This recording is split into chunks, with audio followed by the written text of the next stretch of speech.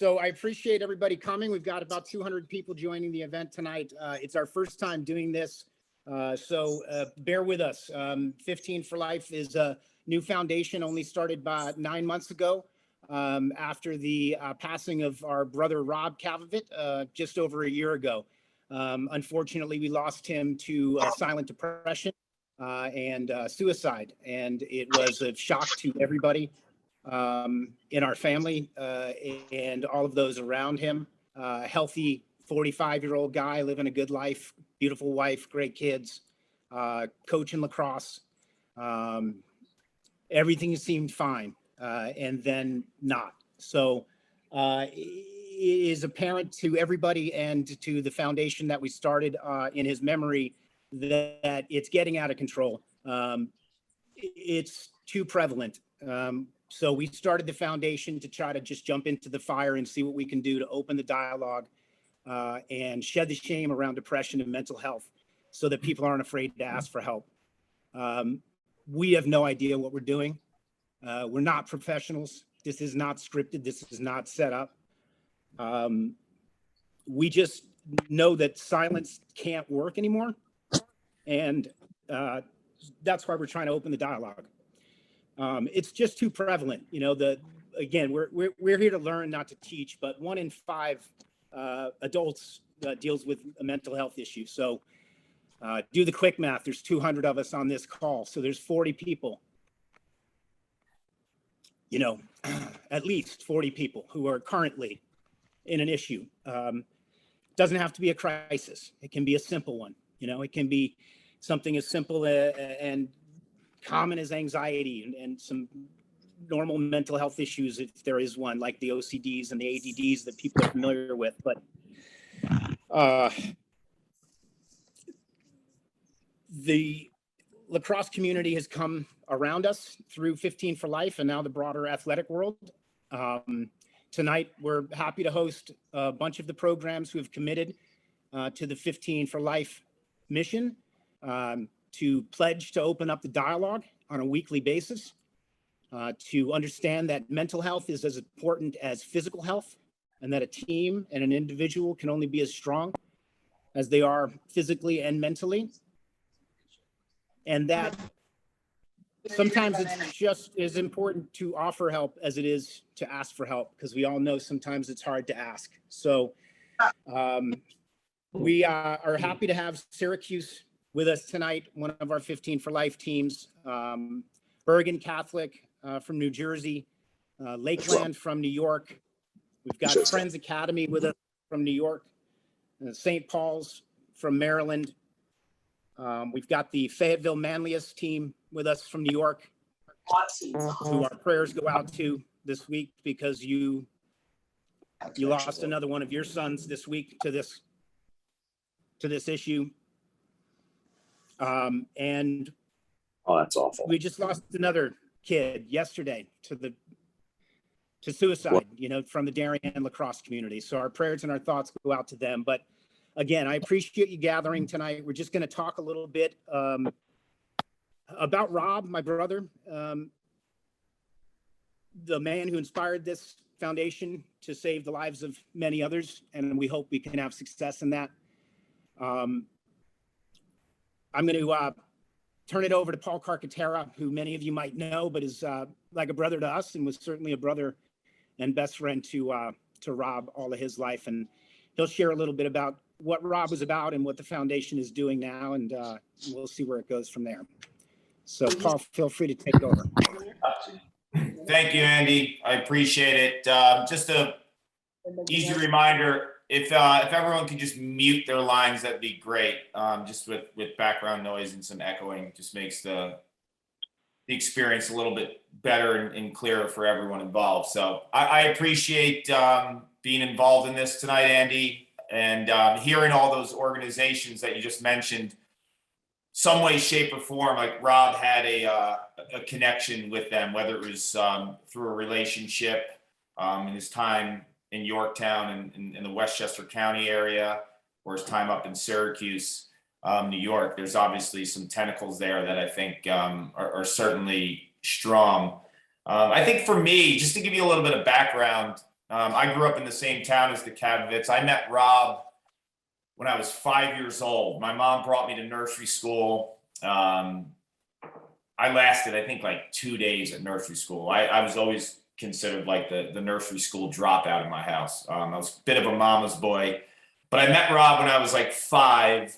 My younger brother ended up going to nursery school with Kim, who's on the call now. He lasted, and our families got to know each other. So from the age of 5, from the age of 22, I couldn't have asked for a better best friend. And because of our schedules, because of our common interests, I often tell people, like, from little boy through young adulthood, Rob was probably closer to me than a brother, just because we shared the same schedules, we shared the same passions, we went to the same schools, we played on the same teams.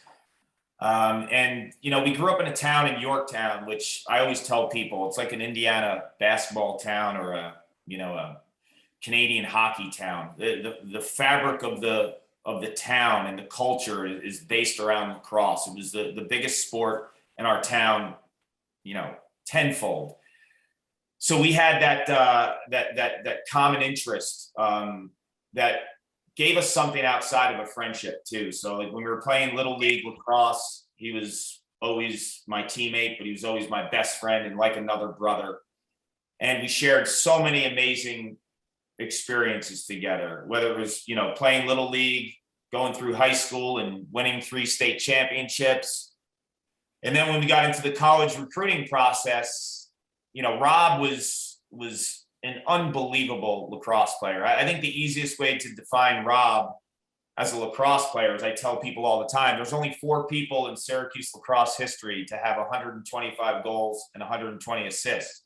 It's the 3 Powells and Rob Cavanaugh. So I played with him, you know, ever since I was so small, and he made me as a lacrosse player. He gave me every single opportunity to excel. And when we were going through the recruiting process, I was looking at Syracuse and Maryland and North Carolina and Loyola and a few others. He was looking at Syracuse and Duke.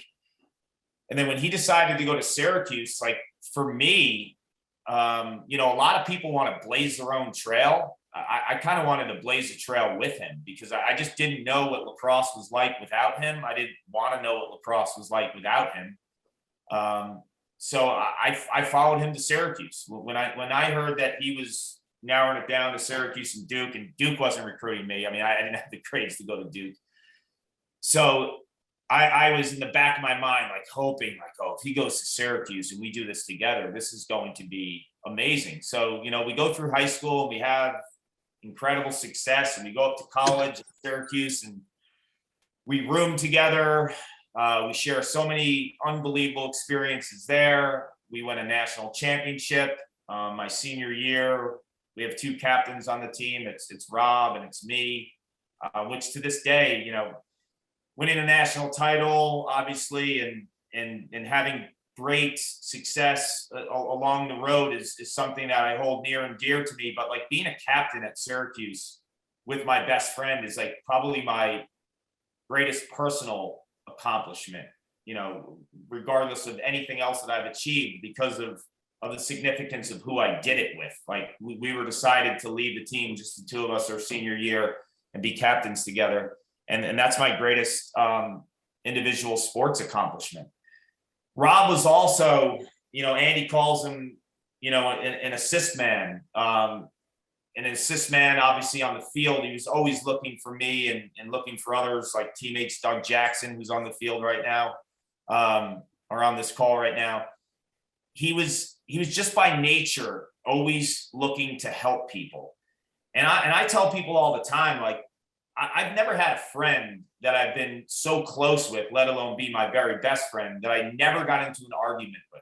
Like we never fought, we never argued. And I'm not the easiest person to get along with. It's because he always kind of just wanted to help people. And, you know, his ability to make everyone better on the field, you know, that was nothing compared to the type of person he was off the field. And his ability to obviously elevate teammates on the field. That's great, but in life, it's so much more. And that's what I've always thought of as Rob. You know, Rob was just an amazing, selfless person who never like made it about himself. You know, he didn't even love the spotlight. If you watch old videos of him playing lacrosse, like when he scores a goal, he kind of just puts his head down and, you know, carries on. When someone else scored, he goes ballistic. Like he would jump on you and he was so happy. That was just the type of person he was. He was the easiest best friend. He was the easiest brother. He was the easiest teammate. It was just in his nature to be like that. And, you know, when we graduated from Syracuse, pro lacrosse didn't exist in 1997.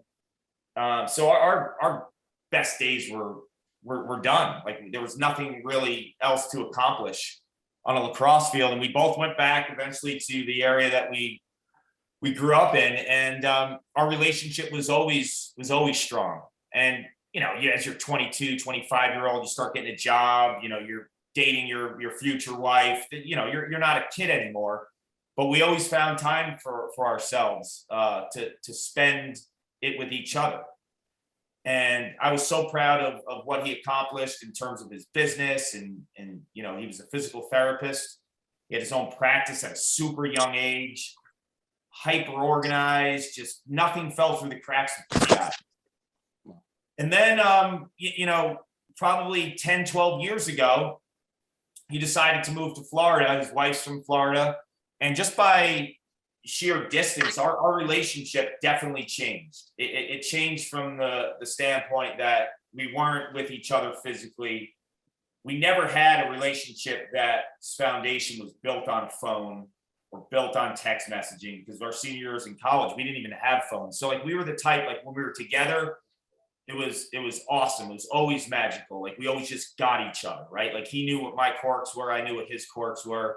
When he went to Florida though, like the distance was really hard for both of us because we were married, we were having kids, and, you know, we have our jobs, we have our responsibilities at home, and we definitely grew apart a little bit. It was never anything with tension. It was never a fight, but our phone calls, you know, just over time became fewer and fewer.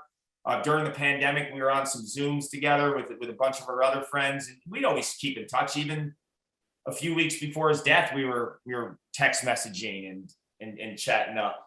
But it was a definite difference in terms of just the way that our relationship was, because we always kind of just valued the physical ability to be with each other, and that was hard for me too. Like I always would talk to my wife about it. And, just finding time to connect. It was tough because I wanted it to be physical. And, you know, there's a few times I was down in Florida where he showed up at football games that I was announcing. Like those were the days where like I would see him in the stands there with his kids. I was just like, oh my God, this is amazing to see him there. So fast forward to last March when Kim, his sister, who's on the Zoom, gave me a call and told me that Rob passed. Honestly, the first thing that came to my mind, like, what happened to him? Did he get into a car accident? Did he have a heart attack? Like, what happened? This doesn't seem right. And I've told people this before, but I'll say it again.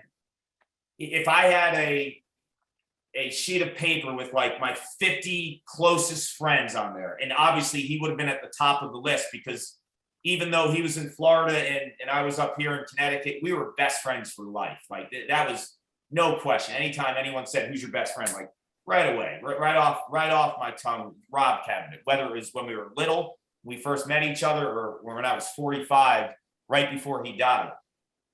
I always felt that way. And if I had a sheet of paper with 50 of my closest friends, and you were to tell me like who the last person to take his own life, who would it be? Honestly, I'd have to debate. He would have been one of the last that I ever thought would do this. And that to me is the most telling thing. That is the most telling thing based on the standpoint that if I've lived a life with this guy and I have very, very good relationships with others, and he would have been the last person or one of the last people to think would do something to take his own life, that's really all you need to know in terms of like the prevalency of mental health and what Andy was talking about before. Like, this stuff is real. It is real. There are people on this call that are struggling. You're looking at one who struggles at times. Now, not from a standpoint where I'm like clinically depressed, but like, we all have a lot of stuff in our lives. We all deal with a lot, okay? Like, I dealt with a lot in my life. Whether it was losing my mom, who was, you know, a rock in our family, to my dad, who has myasthenia gravis, which is like Lou Gehrig's disease. And when I go visit him, he barely can talk, and he's on a bed, and he never leaves the bed all day long. And this guy, and Andy would tell you, and anyone else who knew my dad, they called him Luscious Larry in Yorktown. He was the life of every party. He danced. He had a smile on his face everywhere he went. Wouldn't hurt a fly. Nicest man alive. I stare at him every single time I go back to Yorktown, and I look at the man who's the most influential person in my life. You know, when I was growing up, I always say there was 3 people who really, really changed the way I thought. It was my dad, it was Charlie Murphy, and it was Roy Simmons Jr. Those 3 people like changed the way that I thought. And I stare at my dad all the time, knowing that I'll never get him to a point where we can even have this conversation of like gratitude. Now, I know he's listening to me, but I never really had the chance that I had with my mom to sit down and tell her everything. I told my mom everything. She was diagnosed with cancer. 4 months later, she died. I emptied it out with her. I told her everything. My dad, like, gradually has declined, and he's the one person in this world that, like, I feel like I want to have these conversations with him. I want to talk about Rob. I want to talk about other people, but he's not capable. So that's a stress in my life. The biggest stress in my life is I have a 14-year-old son who's autistic that I will have to take care of for the rest of my life. And this fall was one of the most challenging times of my life. I was traveling for football, and he was going through puberty, and the combination of puberty and meds, he was getting explosive, he was violent. His unhappiness was dictating my moods, my life. I'm a really strong person mentally, but I'm also very weak, and I'm very vulnerable. The greatest thing about that is I also tell people how I feel. Like, if you're going to ask me, how's your day? Like, I tell people, even when I'm on the air, like, I'm totally comfortable talking about my son and his issues.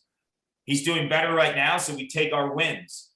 But the point I'm even telling you about my life is everyone goes through problems. And the easier of a time that you have telling people how you feel, it's amazing how many people want to help, right? But not everyone knows that they should help. So I was talking to Andy the other day, and I told him this, like, I've been kind of just evolving through this whole process since we've lost Rob. And, you know, everyone always talks like it's okay to be vulnerable. It is okay to tell people you're hurting. That is all factual. Like, you have to open up. You have to be vulnerable. You have to show everyone how you feel. What might be what some people might think is a weakness is actually a strength.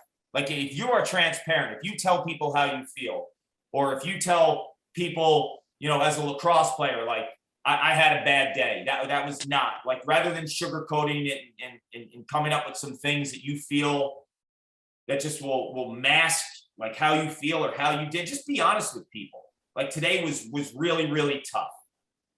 When there's things in your life, you need to tell people that you care for, that you trust, how you feel. But guess what? It is still to this day so super hard to tell someone I'm hurting. I don't know what to do. I don't feel like I'm happy. I need help. Those are the hardest possible words to tell people, because, you know, strength is oftentimes is defined as someone who can just fight through things. But strength is actually defined by understanding what your weaknesses are and how you feel. that is strength in coming to terms with it. So what I was getting at, when I was telling Andy the other day, like being vulnerable, telling people that you need help is one thing. But I think one of the most important things that is evolving in my brain now is those people who aren't hurting have to make it known that for everyone that is hurting, I am here. So like, it would be perfect if this happened organically in a Syracuse locker room, in a St. Paul's locker room, in an FM lacrosse locker room, in a Bergen Catholic locker room. Someone that isn't hurting can stand up in front of a team and say, you know what? You guys are my brothers. You guys are my teammates. If there is anything I can ever do for any of you, if there's anything that you ever need to tell me, I am here for you. And it's not about like talking in front of 40 people. If that's therapy for you, that's great too. But it's about understanding that you know there are people to turn to. Because I think of my life with Rob. Damn, I wish I could have just said to him, even though I didn't know he was hurting, I am here for you if you are ever hurting. And we've had conversations within our friends now that we always talk like that, right? Like friends from home and our friends from college. We will say, I'm here if you need someone. I wish I said that to Rob, because he probably felt like, I don't even know how to talk to Kark. I don't even know what to say to him. But if I had that conversation with him, I think it would have been so much easier for him to actually tell me how he feels. Now, I will make this really clear. I do not have any guilt with Rob's passing and Rob's death. I had no clue. Like I said, the day Kim called me, I was clueless of anything. I don't have any regrets in anything that I did from the day I met him to the day he died. I love that man, like I said, like a brother, and in some respects, even different and more. But I wish, and wishing is different than a regret. A regret, I think I associate that with guilt. I wish I could go back in time and just look him in the eye and say, you know what, man, if there is ever anything in life that you feel like it's too much to handle, or if there's anything in life that you feel like you need help with, you tell me. You tell me. And I don't know if he would have told me. Maybe he would have, maybe he wouldn't have.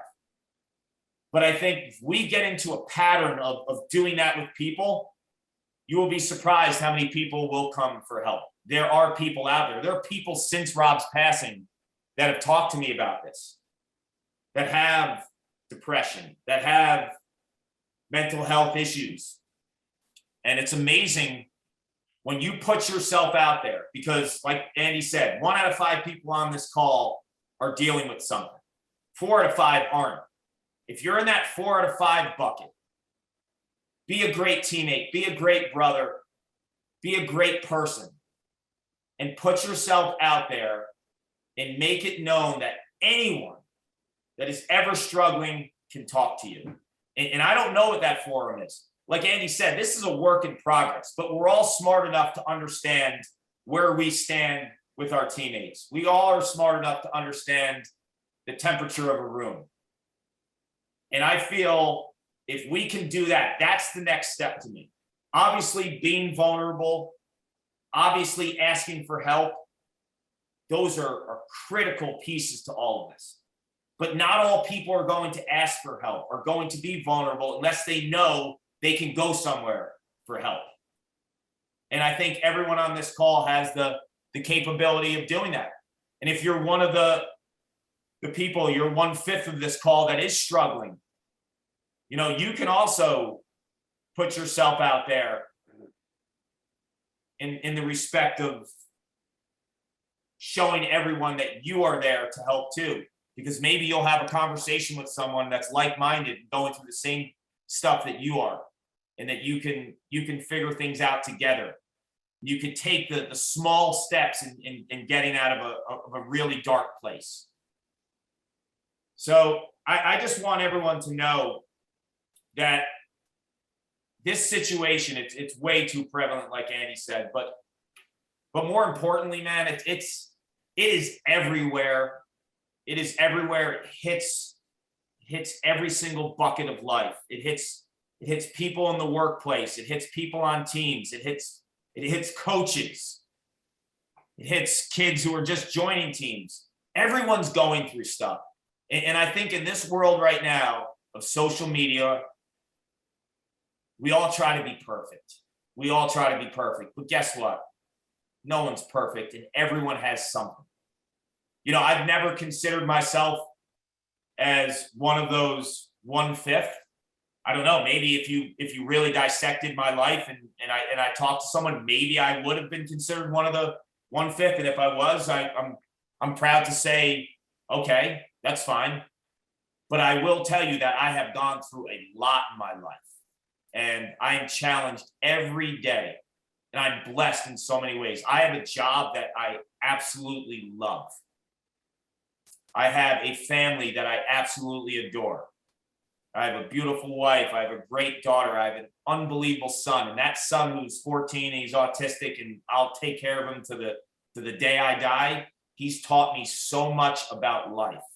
He's given me so much strength that honestly, I feel like I can provide help for people because of the tools that he's given me that he has no clue he's given me.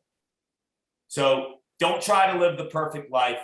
Don't try to be someone that looks at life if you're struggling, you don't feel comfortable talking about it.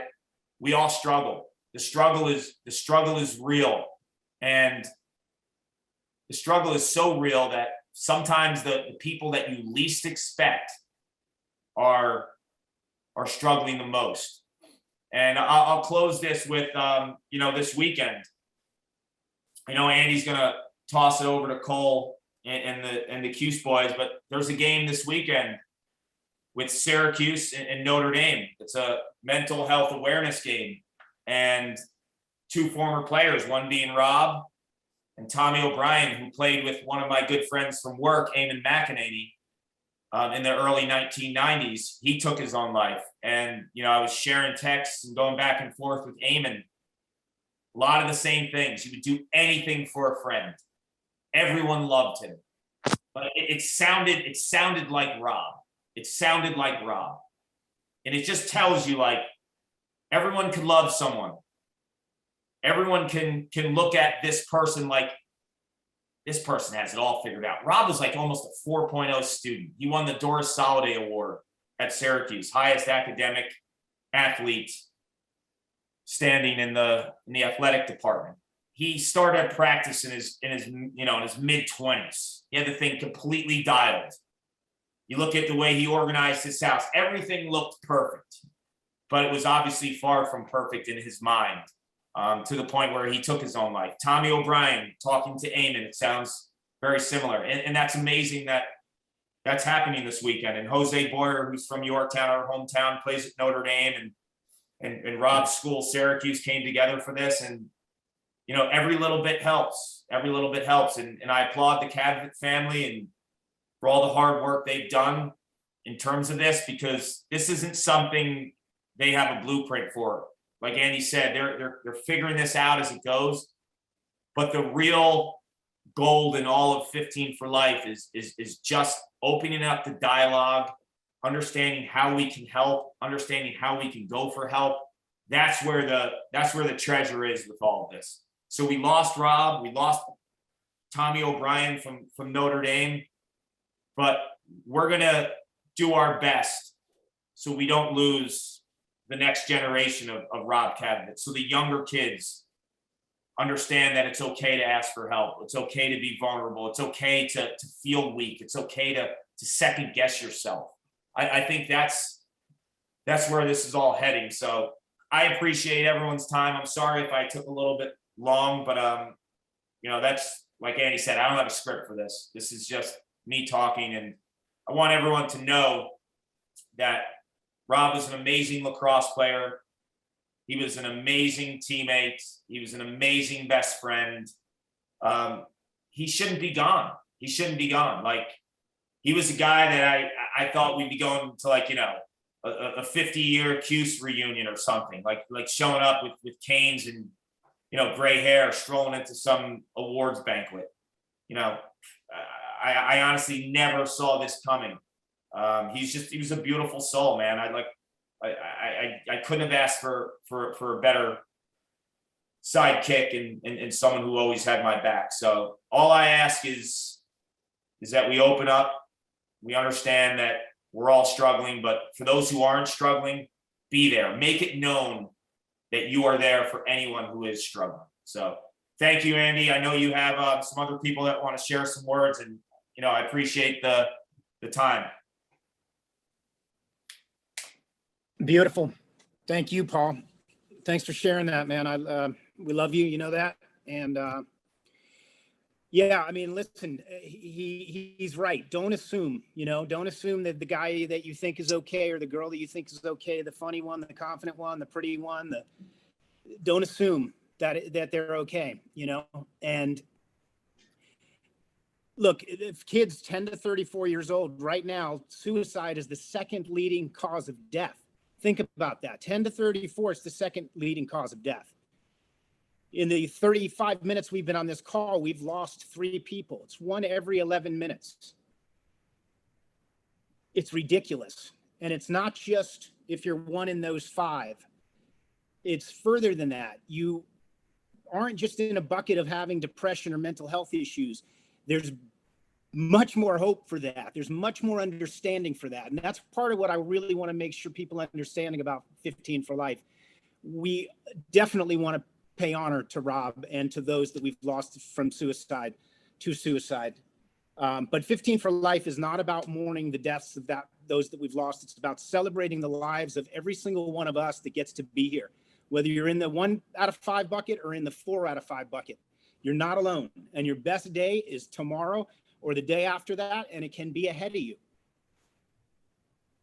So don't assume, and ask for help. But like Paul said, offer help, because sometimes it's a little easier to offer it than to ask for it. And, Paul might think of himself as in the 4 out of 5 bucket. And sometimes it's really nice to hear from somebody who's in the 1 from 5 bucket, because if that's you, and there are 40 of us on this call, if that's you, you need to know that there's hope. You need to hear that there's people that have been through this, and you need to hear that there's people that are coming out of it on a very positive note. Another one of Rob's great friends is going to jump on and share a story, because he's in that bucket. And Dougie, you can take over, buddy. Yeah, man. Thanks, Andy. It's not easy following Kark. I'm not a paid reporter. I'm certainly not a public speaker, man. But I can tell you that I've dealt with depression and anxiety and real bad OCD since I was probably 5, 6, 7 years old. It's always been a secret, it's stuff that my parents dealt with and I didn't know because it was a secret. And it's stuff that, I've dealt with and it's been a secret, and this stuff just can't be a secret anymore, And I think the things that Kark said about Rob, I mean, he's just spot on. I can't speak any better to Rob than Paul did. I mean, he was just an unbelievable soul. I think there's probably, Kark says Rob was his best friend. I would say there's probably 50 people out there that would say Rob Kalvovitz their best friend. I mean, that's just the kind of guy he was, The thing that's been hard for me, obviously, on top of Rob's passing, is that, while he was struggling so bad, leading up to his death, I was at the lowest point I've ever been. My brother had gotten cancer, strong dude, and he fought hard for 3 years and he didn't make it. During that time, my dad got, he got diagnosed with Alzheimer's, and man, that's a tough disease, and it's been a lot, and I had a situation my mom I had to deal with that was just outrageous, and we had to put my dog down, Pearl. Man, she was the best. And I'm dealing with all these things at the same time. And, I would be lying if I said that suicide wasn't one of the things that was on my mind almost daily. And to see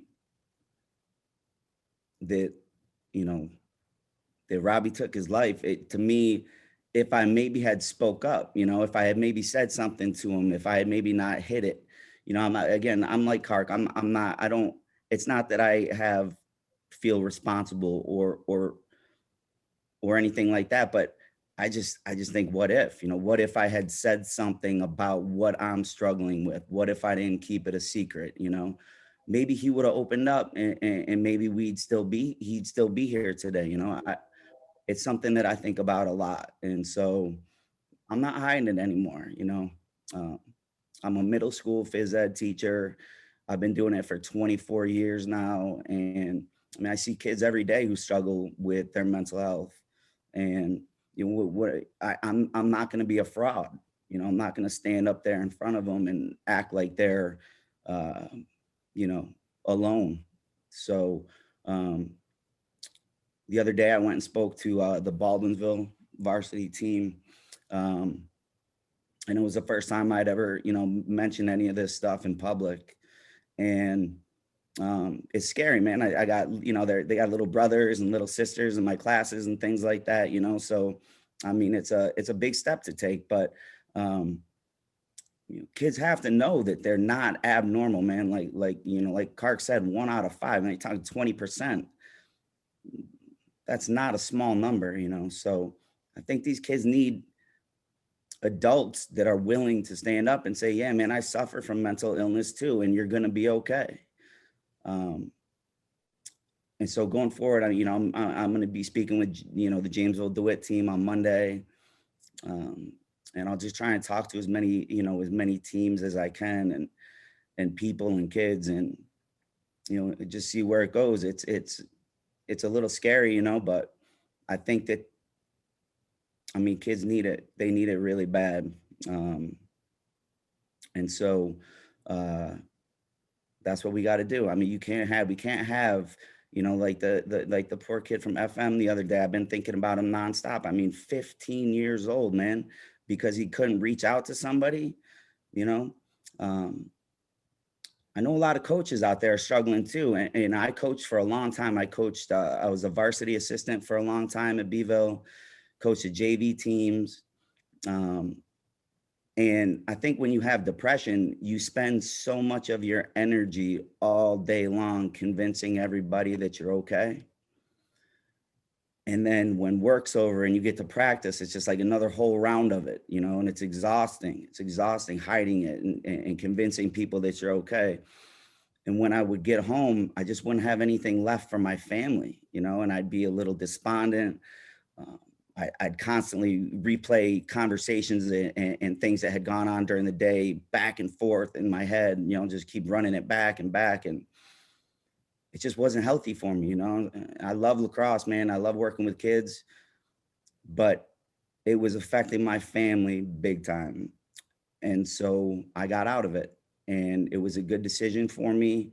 You know, I haven't regretted it at all, because I've been working on myself, man. I pick up my 2 kids every day after school, take them home, make them a snack, you know, watch some stupid show with them for a little while. And that's that. So life is good, and it's a struggle, man. It can be both.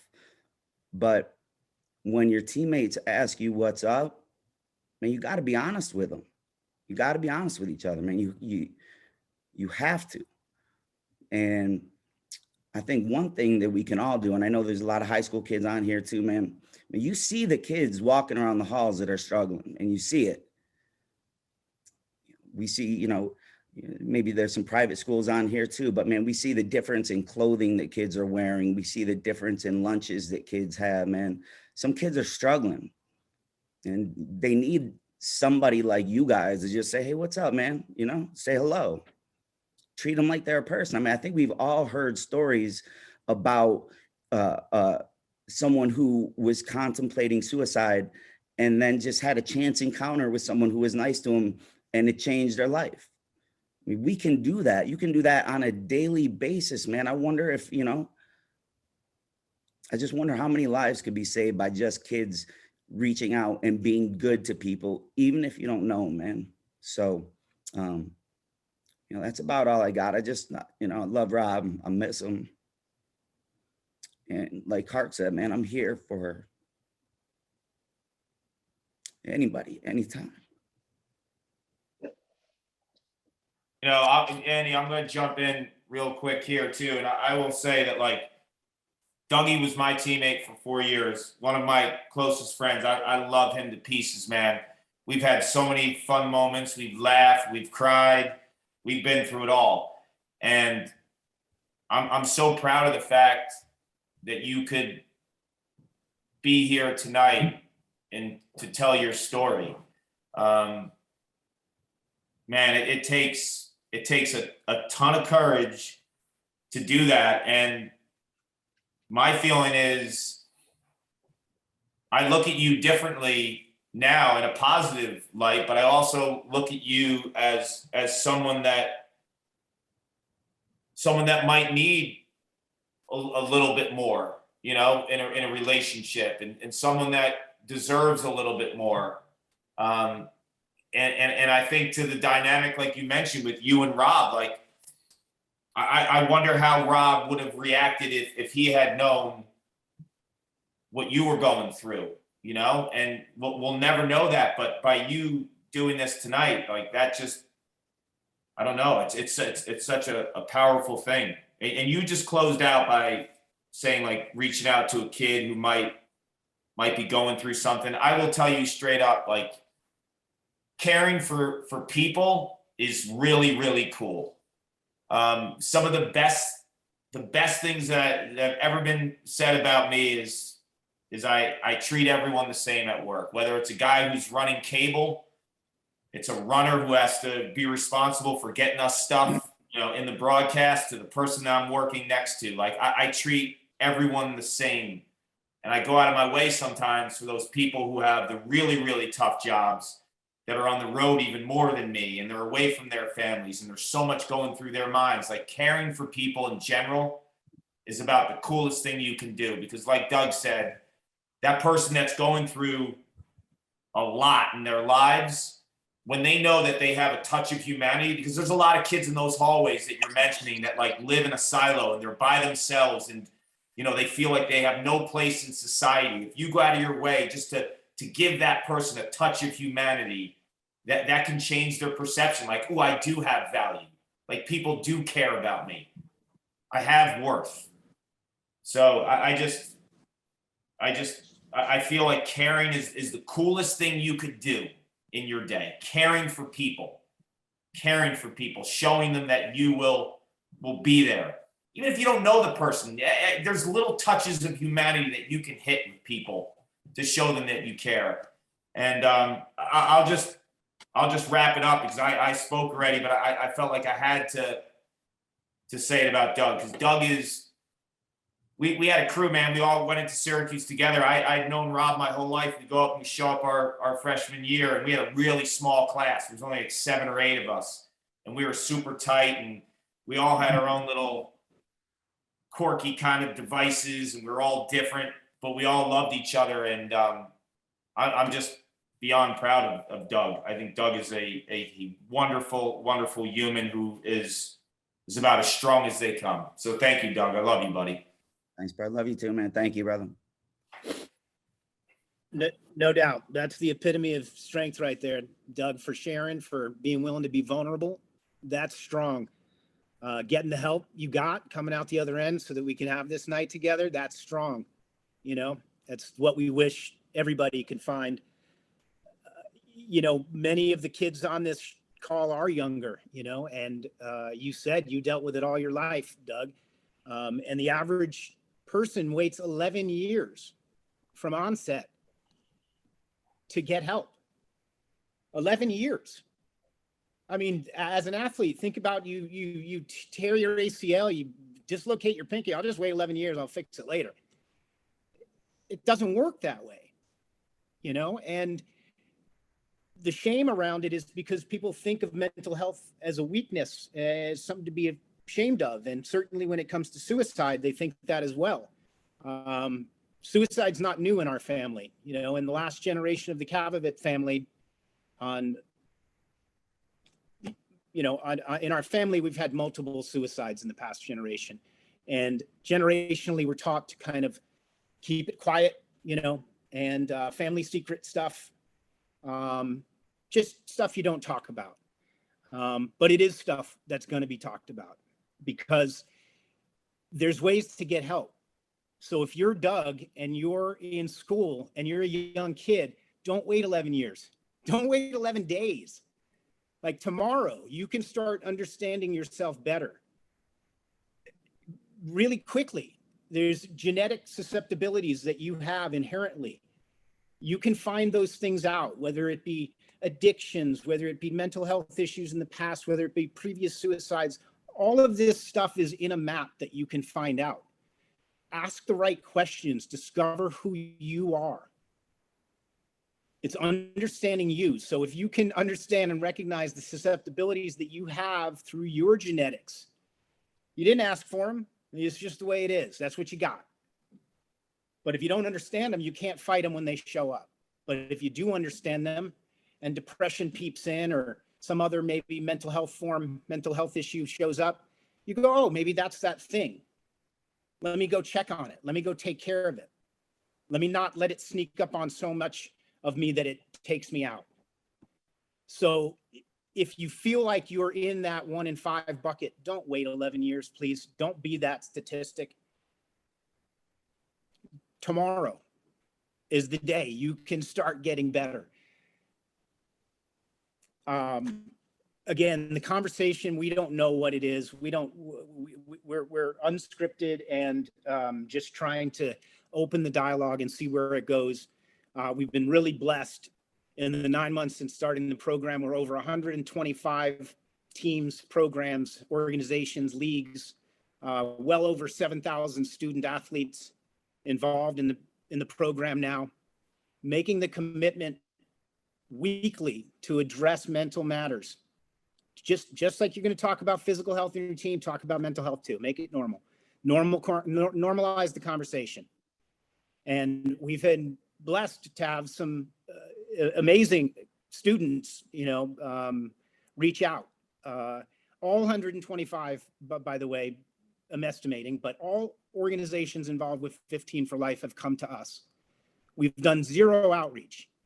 Everything has come to us because there's a desperate need for this, and there's a desperate need for this conversation, and we're willing to do it. And obviously the 200 people on this call are willing to do it as well. But there's been a couple of standouts for us, and if we can, Cole, if you can hear me, I'd like to have Cole Horan from Syracuse, who's our 15 for Life ambassador at Syracuse, just jump on, just share a little bit about what it's been like, Cole, since you guys kind of started discussing this as a team. Has there been a benefit? Have you seen it be easy? Has it been difficult? What ways can we improve it? What are you seeing works? What are you seeing doesn't? If you don't mind sharing with the teams, we'd love to hear that. Yeah, sure. Andy, it's a pleasure to be on here tonight, both for myself and the whole Syracuse team. Like you and Paul have said, it's something that we've kind of kept unscripted and just invited people within our program to just like open up a dialogue about stuff off the field. I think like student athletes like us, we just face a lot of pressure, not only with planning for opponents and practicing every day, but also balancing that with like classes and family matters. And like you guys have said, everyone kind of goes through their own things. So it's definitely been like a time of the week that we have where we can kind of just relax and be ourselves around each other. I think the 15 for Life stick that Andy was nice enough to ship to me and we've used weekly has been like a great vehicle for us, just because we're able to award that to who the upperclassmen on our team think is being the teammate of the week that week. And that's off the field, non-lacrosse related. That's like, who's the guy that's checking in on their teammates and making sure that they feel all right. And if there's anything that they need to get off their chest, that we're going to be there for them. And I think it's been super beneficial. I think not only have guys been able to speak in front of our team in maybe ways that they wouldn't have in the past, I think it's also served as a reminder to the guys on our team that there's more to being on a team than just trying to win games. So I think the 15 for Life stick initiative that you were lucky, I was lucky enough to get sent to me by you, was something that definitely helps. And I think as a team, we could probably work to just continue to open that dialogue. I know there's certain guys on our team that have shared information, and some guys do and don't feel comfortable sharing information all the time, but just continuing to let each other know that we're here for each other has been super beneficial for us. So thank you for your time. Excellent. Great. Thanks, Cole. Glad to hear that. And just so you know, again, this was an example of, a college kid who's got a full plate. He doesn't need another thing on his schedule. And he reached out to us, directly. He took the initiative. Other people can do that too. It doesn't have to be with 15 for Life. We don't care about that. We just care about the conversation. And another great example of the youth that are, really setting that example. We had a great experience with Peter Petrelli from Bergen Catholic, and just from the high school level, I'd love to hear from Peter a little bit, the same things as Cole, as to what's working, how can we improve it, how can we do more? Hey, Andy, thanks for having me on. I feel like the 15 Conversations program has been very good for us.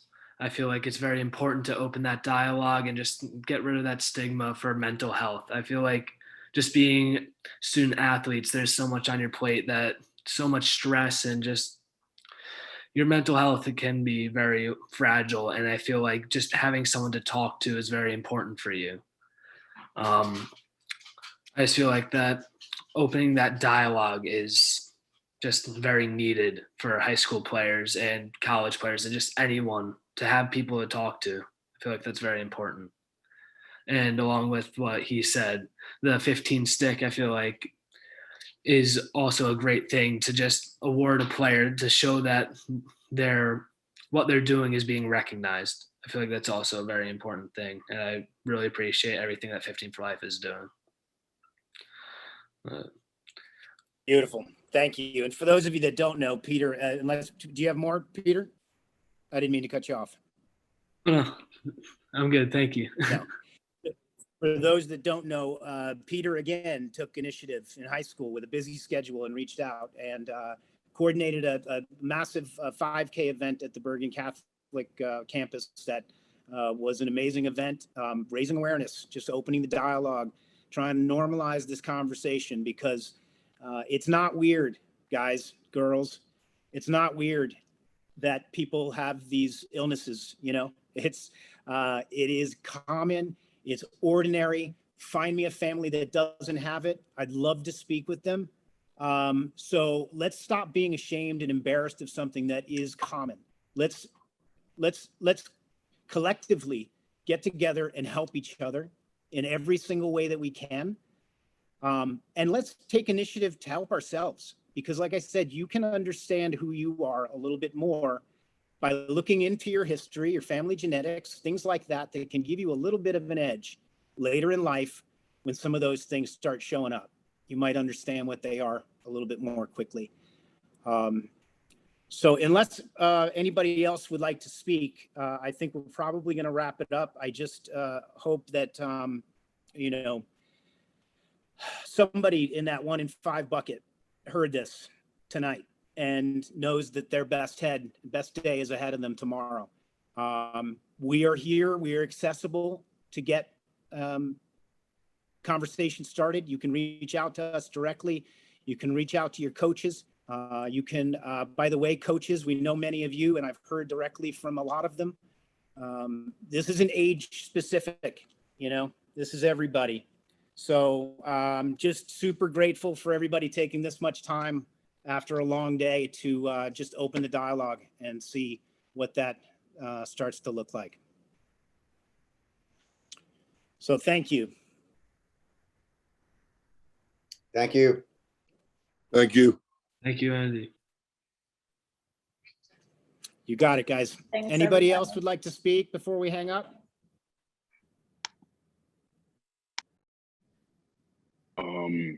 I just wanted to say thank you, sir, for speaking on this. And everyone who's still in here, I want you guys to know that it's all right to talk to someone. It's okay to ask someone for help because you never know how willing they will be to help you. So always reach out.